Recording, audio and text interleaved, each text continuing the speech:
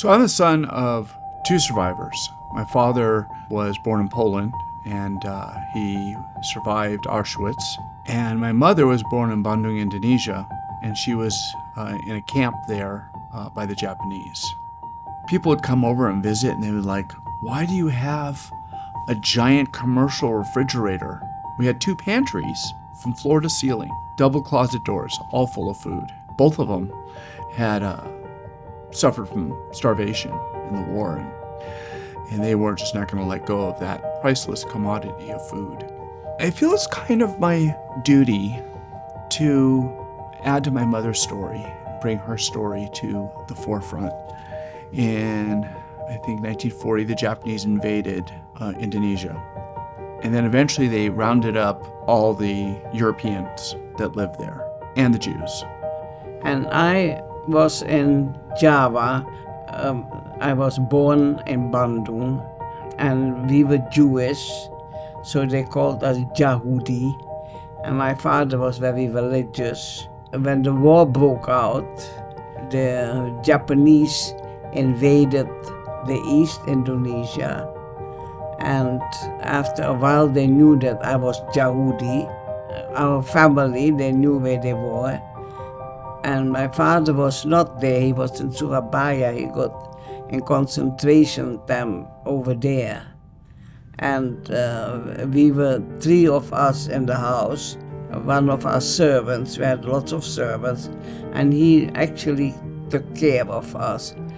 When they came to our house to go to the concentration camp, he was hanging on the truck, and he said, "No, not my children." And with the bayonet, they hit his hand, and he fell, and that's the last I saw of him. So we went first to the one concentration camp in Bandung, and after that we got transferred to Chideng. That was the big concentration camp in Jakarta. The Japanese were very brutal. They would make them work all day long. But we had to go and carry very heavy stuff, refrigerators and stoves and ovens. And for 3 years, we had no shoes. And you know how hot the floor is in Jakarta, in Indonesia. But you know, your feet will become like a ladder. And then you don't feel it no more after a while. My mom would recount the times that they had to stand at kind of at attention, but at a bow for the whole day. And the inmates would fall over from fatigue and exhaustion. We were sleeping in barracks, you know, one next to the other. And when they were mad at us, they let the monkeys in to bite us. But we were so hungry, we had no food, and we were dreaming and dreaming about food. They got very little food. They got a little rice and fish. And when the Japanese got mad at them, when they wanted to discipline them, they'd make them dig a hole in the ground and put their only food they got once a day in that hole and bury it. Some of the girls or the young women in the camp would give themselves to the Japanese soldiers in exchange for food. And other times, the Japanese soldiers just did what they wanted. She worked sometimes in the kitchen, and she would sneak some food inside of her dress or her garment to take to her younger sister that she was responsible for. And I kept it to give to my sister when I come home at night. I could have been beaten to death. So my eldest sister, they treated us so bad she couldn't take it. So she got a little mentally sick.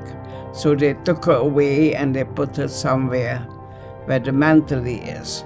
So after the 3 years, the Japanese surrendered, and she noticed a commotion going on in the camp, and everybody was running to the wall, trying to look through the bamboo of the army coming.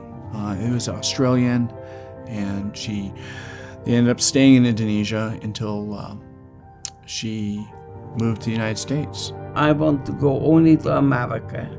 That because you bring me every Sunday to cowboy movies, California, here I come. I think it's very important to learn history. And this is some kind of history, the Holocaust. The story needs to be told because the chances of humanity or civilization forgetting and ignoring it because it's convenient, it's not comfortable to listen to. And with every generation that passes, the strength of the story, I think, diminishes. And then it just ends up resulting in pictures and some little blurb in a textbook somewhere. And that is very horrifying because this should have changed the course of humanity.